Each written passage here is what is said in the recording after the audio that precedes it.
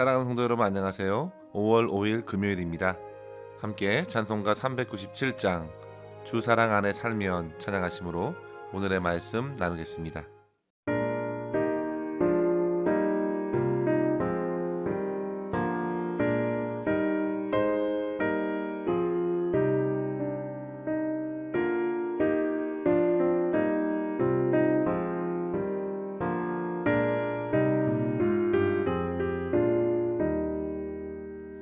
주 사랑 안에 살면 두려움 없으며 그 사랑 변함없어 늘 마음 편하다. 저 폭풍 몰아쳐서 내 마음 주 나의 곁에 계셔 겁낼 것 없어라.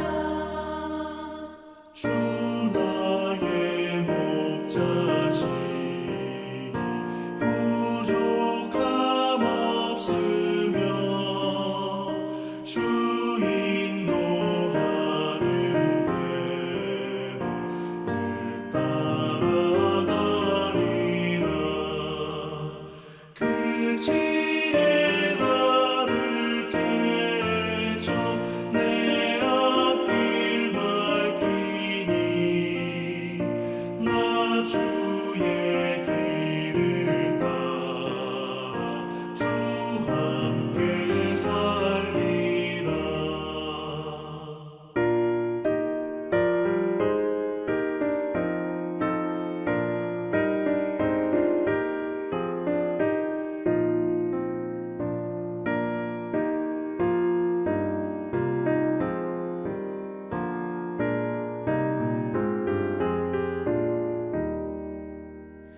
저 넓고 푸른 들판 내 앞에 열리고 그 검은 구름 거쳐 새하늘 보인다.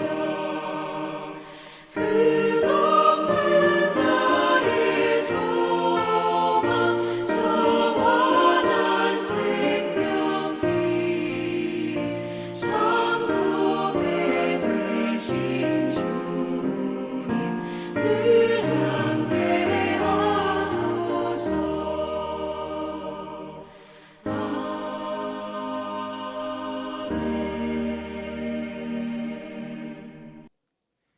아멘.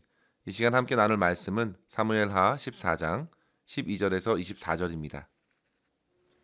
여인이 이르되 청하건대 당신의 여종을 용납하여 한 말씀을 내 주 왕께 여쭙게 하옵소서 하니 그가 이르되 말하라 하니라.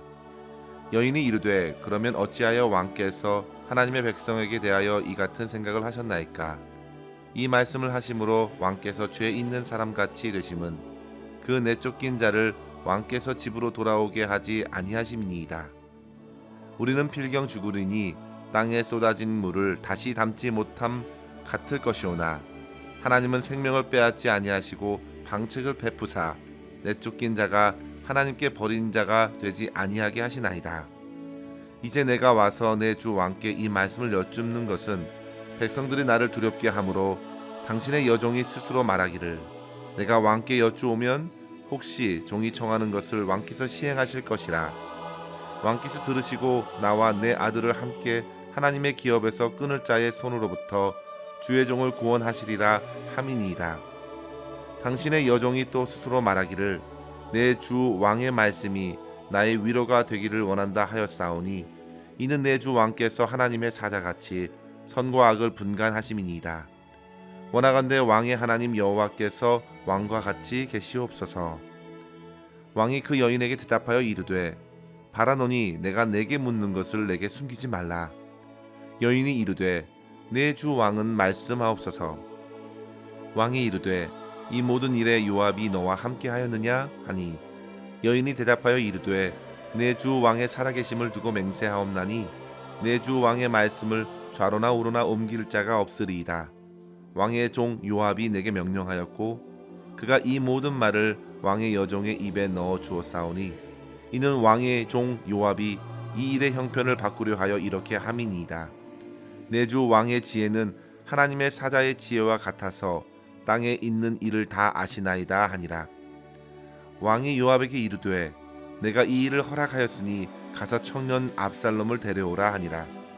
요압이 땅에 엎드려 절하고 왕을 위하여 복을 빌고 요압이 이르되 내 주 왕이여 종의 구함을 왕이 허락하시니 종이 왕 앞에서 은혜 입은 줄을 오늘 아나이다 하고 요압이 일어나 구슬로 가서 압살롬을 데리고 예루살렘으로 오니 왕이 이르되 그를 그의 집으로 물러가게 하여 내 얼굴을 볼 수 없게 하라 하매 압살롬이 자기 집으로 돌아가고 왕의 얼굴을 보지 못하니라. 아멘. 요압은 앞서 드고아에서 지혜로운 여인을 찾아 다윗에게 보냈습니다.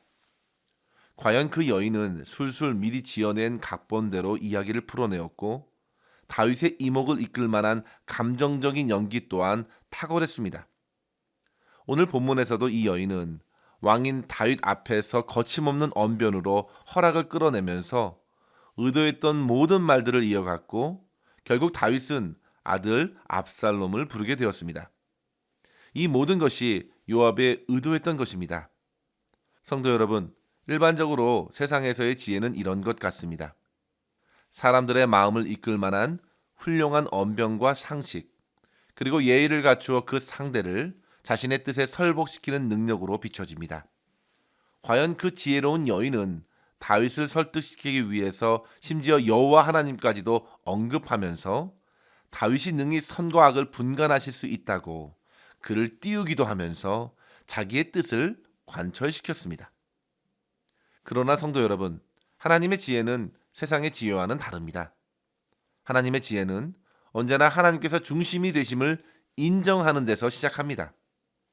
잠언 16장 1절에 보시면 마음의 경영은 사람에게 있어도 말의 응답은 여호와께로부터 나오느니라 했습니다. 따라서 우리는 사람의 계획과 의도를 넘어서서 결국 이를 성취하시는 하나님을 경외해야 합니다.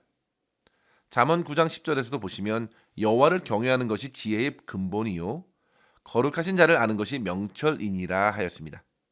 성도 여러분, 지금 요압의 계획이 여인의 지혜로 성취된 것 같지만 이 일로 결국 압살롬이 들어오면서 다윗의 왕위마저 빼앗기는 반역의 뿌리가 되었다는 사실을 생각해야 합니다. 요압도 그 여인도 심지어 이 이야기를 한참 동안 들었던 다윗마저도 모든 것을 내려놓고 하나님께 겸손히 묻고 순종하고자 하는 모습을 눈을 씻고 찾아봐도 볼 수가 없습니다. 하나님의 뜻과 인도는 그들의 안중에도 없었습니다. 오직 다윗의 마음을 구슬려 당시에 꽉 막혀 보였던 다윗과 압살롬과의 그 관계를 풀어내고 결국 압살롬을 데리고 오는 것만을 위한 것입니다. 그렇게 온갖 이야기를 짜내어 연기하면서 다윗의 맹세를 받아낸 것이죠. 이 여인도 하나님을 언급합니다. 그리고 다윗도 앞서 하나님을 두고 맹세까지 했습니다. 그런데 둘 다 하나님은 말하면서도 하나님이 그들의 대화의 중심이 된 것은 아닙니다. 그저 자기의 말에 설득력을 더하기 위한 도구로서 하나님의 이름을 들음이 잃었습니다. 성도 여러분, 우리가 오늘날 그리스도인이라 하면서 자칫 하나님과 예수님의 이름을 이런 식으로 사용하지 않도록 오늘 말씀으로 우리의 영혼을 깨워야겠습니다. 지금도 세상의 지혜가 여러 루트를 통해서 저와 여러분의 눈과 귀와 마음을 두드립니다. 이따금 우리의 마음을 들었다 놨다 하면서 감정을 자극하기도 하고요. 또한 반대로 우리의 이성에 도전하면서 우리를 교만하고 완고한 종교인으로 몰아세우기도 합니다. 성도 여러분, 모두 다 인간의 중심이 되는 사고 안에 가두려는 것입니다. 특별히 오늘 말씀에서 우리는 다윗이 감정과 인정에 밀려내린 결정을 보면서 두 가지의 교훈을 생각하며 기도했으면 합니다. 첫째로 성도 여러분, 공의를 무시하고 사랑에만 호소하는 것은 온전한 사랑이 아니라는 사실을 깨달아야 합니다. 마땅히 우리는 항시 사랑으로 서로를 대하기를 힘써야 합니다. 그러나 하나님의 공의를 무시한 사랑은 실제 사랑이 아닙니다. 오히려 그 영혼을 해칠 수도 있습니다. 고린도전서 13장에 보시면요, 바울은 온전한 그리스도의 사랑을 정의해주고 있는데요. 고린도전서 13장 6절에 보시면 사랑은 불의를 기뻐하지 아니하며 진리와 함께 기뻐한다고 했습니다. 불의를 눈감아주고 진리를 무시하고 무조건 사랑으로 용납하는 것이 그리스도의 사랑도 아니고 하나님이 기뻐하시는 사랑은 더더욱 아닙니다. 성도 여러분, 온전한 사랑은 참으로 아름답고 선합니다. 반면에 공의가 없는 사랑을 생각해 보십시오.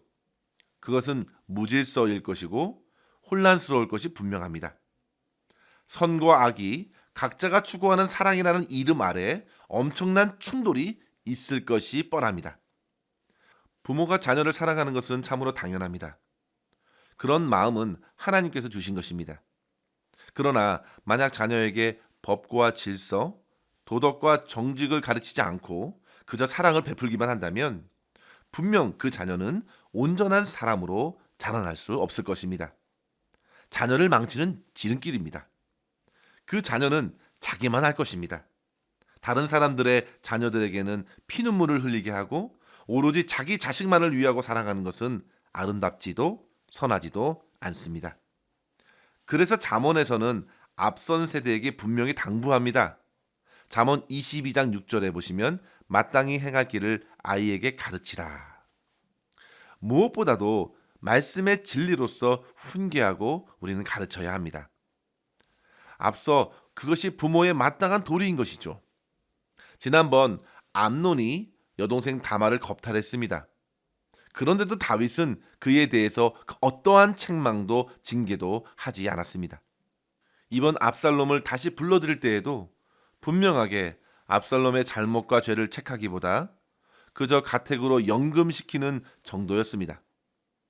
사실 율법으로 보면 그는 죽어야 했습니다. 그러나 압살롬을 향한 아버지 다윗의 그 왜곡된 사랑은 그 죄를 묵인하여 지나쳤습니다.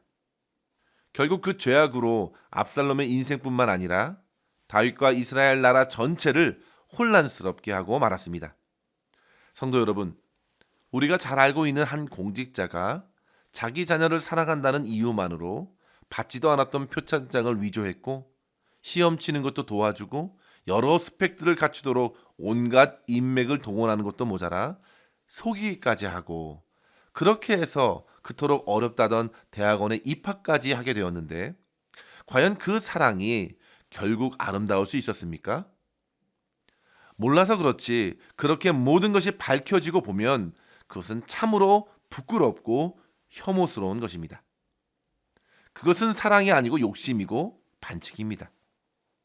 똑같은 기회가 주어져야 할 다른 이들에게는 큰 상처와 낙심을 가져다 줍니다. 특별히 공적 임무를 감당하는 사람이 그렇게 하면 온 나라가 어지럽게 됩니다. 다윗은 왕입니다. 그의 잘못은 더욱 큰 고통으로 다가올 것입니다. 그러나 성도 여러분, 우리의 진정한 왕 되신 주님께서는 어떻게 하셨습니까? 주님은 십자가에서 하나님의 사랑과 공의를 몸소 보여주셨습니다. 거룩하신 하나님께서는 죄인들의 그 악행들을 결코 지나치실 수 없으셨습니다. 하나님의 그 진정한 사랑은 결코 그 악들을 지나칠 수 없으셨습니다. 그래서 그 죄값을 치르시되 몸소 자신의 그 죄를 짊어지고 죽으시기 위해서 이 땅에 인간으로 오신 것입니다. 성부 하나님께서는 그렇게 독생자의 성자 예수 그리스도를 내어주셨고 죄의 형벌을 받게 하셔서 모든 죄악을 말끔히 씻어주시고 온전한 사랑을 나타내셨으니 곧 십자가의 대속 사역이었습니다. 성도 여러분, 하나님께서 그렇게 저와 여러분을 공의와 사랑으로 붙들어 주셨기에 우리는 비로소 참된 회복을 얻게 된 것입니다.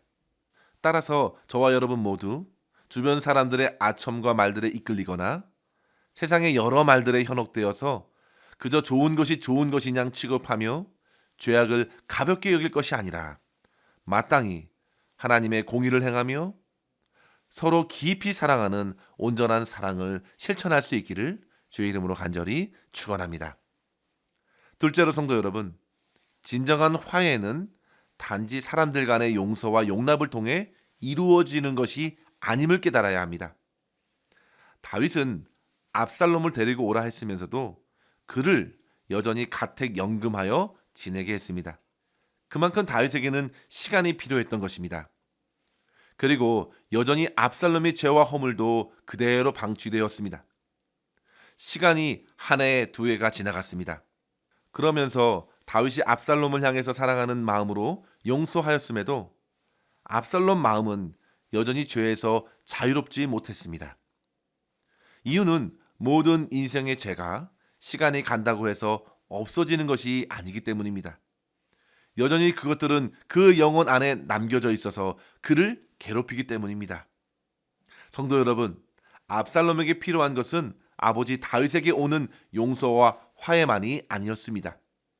그보다 훨씬 중요한 것은 모든 죄를 심판하시는 하나님께 나아가 회개하는 것입니다. 그것이 바로 죄인인 우리들이 따라가야 할 지혜의 첫걸음입니다. 하나님 아버지, 저는 죄인입니다. 제게는 그 어떤 의도 없습니다. 저의 죄를 용서하여 주시고 주님의 의로 덮어 주시옵소서. 성도 여러분, 하나님께 죄 용서를 구하시고 오직 주 예수 그리스도만 의지할 수 있기를 바랍니다. 그런데 성경 그 어디를 찾아봐도 압살롬이 속죄의 제사를 드렸다는 말은 없습니다. 하나님께 엎드리는 것도 찾을 수 없습니다. 성도 여러분, 하나님께 정직한 회개 없는 화해는 진정한 용서의 기쁨을 누리지 못합니다. 압살롬 마음 구석에 방치된 그 죄는 2년 동안 아버지의 외면을 받으면서 배신의 마음으로 자라났습니다. 그리고 그가 예루살렘에 돌아온 지 4년 후에 왕위를 찬탈한 것이죠. 성도 여러분, 죄악은 이와 같이 무서운 것입니다. 어떻게 더 큰 악행으로 나타날지 모르는 폭탄과도 같습니다. 근래에 미국에서 총기 난사 사건이 참 많이 일어나면서 얼마나 많은 무고한 사람들이 해를 입고 있는지 생각해 보십시오. 그런데 그렇게 많은 사람들을 해하는 이들이 하나같이 순간적인 충동으로 그렇게 한 것이 아닙니다. 오랫동안 죄와 상처와 원한에 묶여 있다가 결국 터트려져서 주변의 무고한 사람을 무참하게 해하는 것으로 이어진 것입니다. 성도 여러분, 죄악을 무시하지 마십시오. 죄악이 하나님과 아담을 갈랐습니다. 하나님 앞에서 결코 작은 죄는 없습니다. 그대로 두면 그것은 반드시 사람을 해하고 하나님을 대적하게 합니다. 따라서 성도 여러분, 주님의 말씀으로 저와 여러분의 영혼을 날마다 밝히십시오. 주변 사람들이 괜찮다고, 하나님께서 당신을 사랑한다고, 축복한다고 여러 가지 말로 위로할지라도 회개하지 않는 나의 죄는 여전히 하나님과의 관계를 상하게 할 것입니다. 사람의 음성이 아니라 하나님의 말씀 앞에 나를 돌아보고 참된 회개의 열매를 거둘 수 있기를 바랍니다. 성도 여러분, 우리는 진정한 사랑과 공의를 이루셔서 하나님과 화목케 하신 우리 주 예수 그리스도를 의지하지 않고서는 그 누구도 온전히 사랑하고 용서할 수 없습니다. 인정과 감정에 이끌리지 말고 주님의 말씀으로 옳게 분별하며 오직 주님만을 의지함으로 죄에서 돌이켜 하나님께 영광 돌리는 복된 삶을 살아갈 수 있기를 주의 이름으로 간절히 축원합니다. 기도하겠습니다. 하나님 아버지, 감사합니다. 오늘도 주의 말씀으로 우리의 영혼을 밝히 비춰주시니 감사합니다. 아버지 하나님, 우리의 마음을 현혹시키는 세상의 여러 가지 소리에 빠져들지 않도록 우리의 눈과 우리의 귀를 지켜주시옵소서. 날마다 주의 말씀을 듣고 깨달아 세상을 밝히 분별하고 선하시고 아름다운 주님의 뜻에 순종하는 삶을 살게 하여 주시옵소서.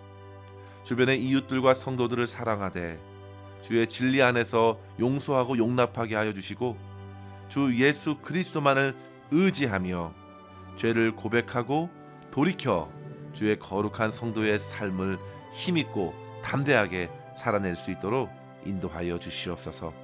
감사드리며 우리 구주 예수님의 이름으로 기도하옵나이다. 아멘.